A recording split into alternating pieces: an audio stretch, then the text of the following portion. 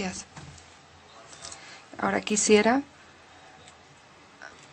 pedir al señor Manuel Orozco, representante de Inter-American Dialogue, para que haga su presentación. Tiene 10 minutos. Desde el Diálogo Interamericano hemos estado trabajando en temas de desarrollo económico, gobernabilidad democrática en América Latina y el Caribe.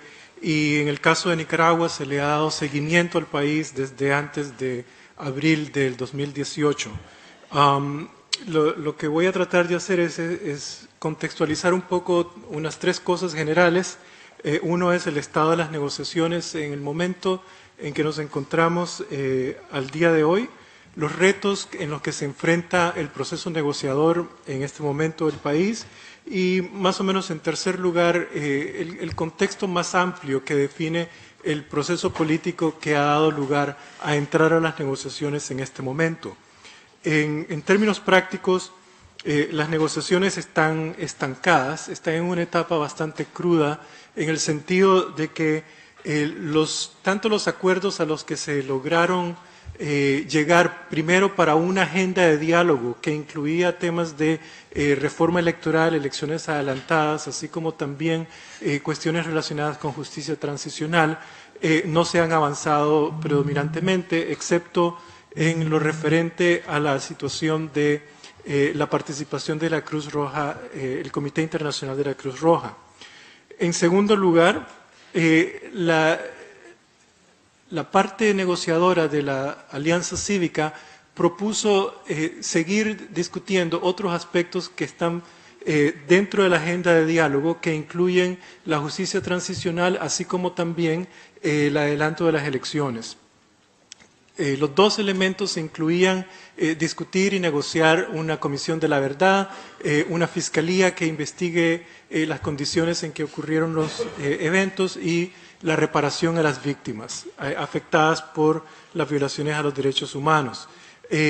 Realmente no ha habido un avance en ninguno de esos temas y en relación con el adelanto a las elecciones, que incluye prácticamente una revisión estructural a las reformas de la ley electoral del país, así como también la solicitud de despolitizar el Consejo Supremo Electoral, tampoco fue abordado por parte del gobierno. Entonces hay realmente un estancamiento en este momento, el cumplimiento prácticamente de algunas de las cosas, como es, por ejemplo, las noticias de soltar a algunos prisioneros el día de hoy, o noticias anteriores de soltar otros prisioneros, responde más a consideraciones de transaccionalidad por parte del gobierno nicaragüense que por principios y cumplimiento de los acuerdos a los que se han sometido.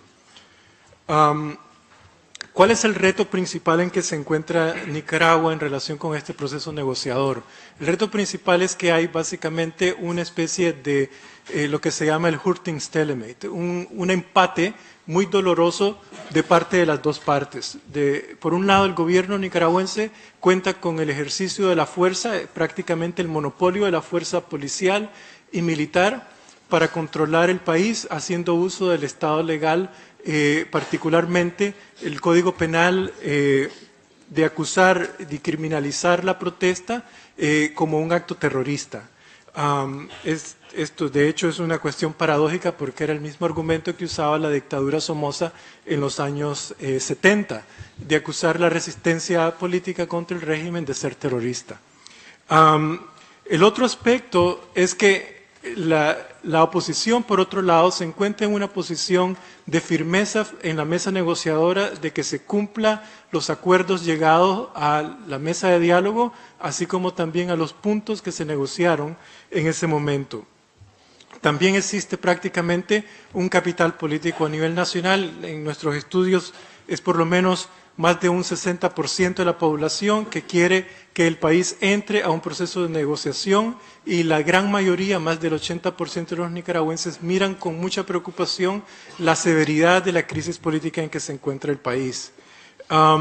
Esta situación realmente es la que hace el que ninguna de las 2 partes logre desembocar más allá del acuerdo, si no es que se prestan otras condiciones. Y entre ellas están, por ejemplo, el aumento de la disidencia dentro del gobierno, en segundo lugar el deterioro económico En tercer lugar, está el fortalecimiento de la firmeza de la alianza cívica sobre los temas negociados.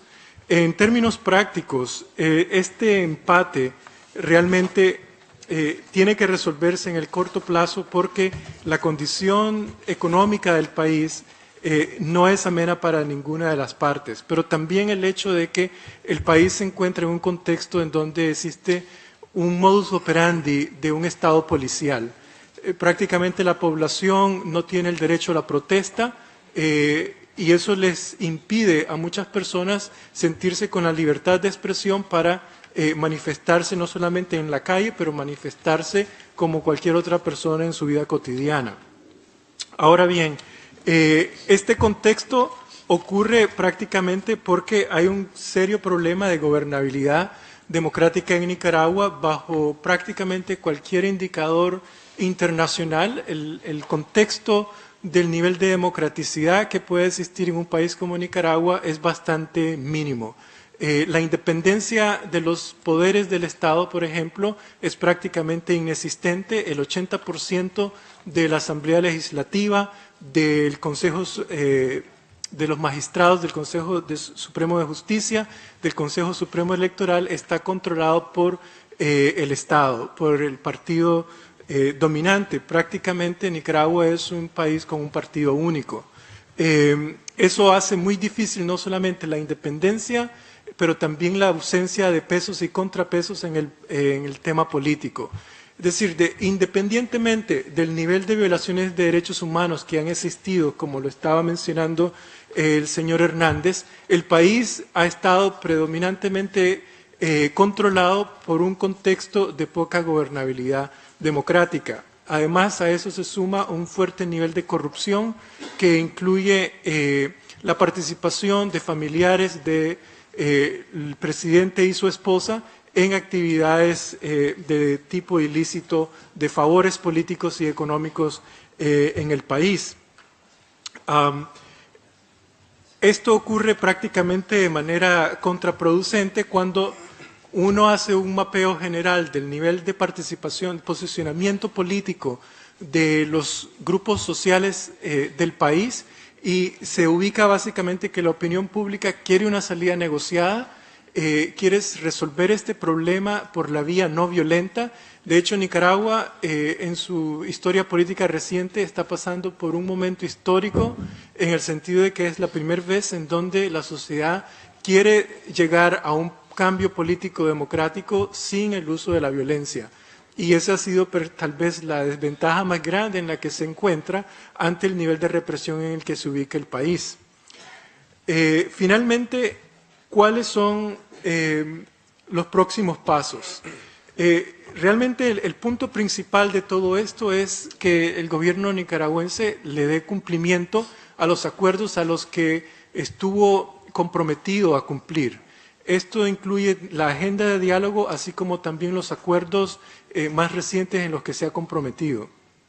Hasta ahora no ha ocurrido un avance sustancial sobre esos y entre otras cosas, no solamente es importante que se exhorte al gobierno nicaragüense a que cumpla con lo acordado, pero también que se permita la participación de entidades internacionales como garantes del proceso negociador. Esto incluye la Comisión Interamericana de Derechos Humanos, al MECENI, pero también permitir que el grupo de trabajo sobre Nicaragua, de la OEA, visite el país y cerciore por cuenta propia que el proceso negociador va en marcha o irá en marcha. También es importante que dentro del cumplimiento de los acuerdos se garanticen las libertades civiles tal y como lo dijeron los acuerdos y se permita el retorno de los exilados que existen en el país. Nuestra estimación es de que hay por lo menos 70,000 nicaragüenses refugiados en Costa Rica, un número aproximado que puede ser mayor, y desafortunadamente el nivel de ansiedad y de impaciencia que está teniendo la gente es muy preocupante porque puede desembocar en condiciones más preocupantes. También es importante que la OEA ofrezca todo su apoyo y asistencia técnica a la Secretaría Técnica de la OEA para trabajar en la garantía del cumplimiento de los acuerdos negociados Y finalmente, revisar reformas a ciertos artículos que existen en la ley, en el sistema legal nicaragüense, especialmente la ley 977, el artículo 44, que se refiere prácticamente a la criminalización de la protesta. Estos son por lo menos unos elementos mínimos que pueden contribuir a abordar un poco el proceso de transición democrática al país mediante una negociación de los acuerdos a como los plantearon en la mesa de diálogo. Muchas gracias. Thank you very much for your presentation. I would like to now welcome Mr. Muchas gracias por su presentación. Ahora quisiera dar la bienvenida al señor Daniel Cerqueira de la Fundación para el Debido Proceso. Tiene usted la palabra.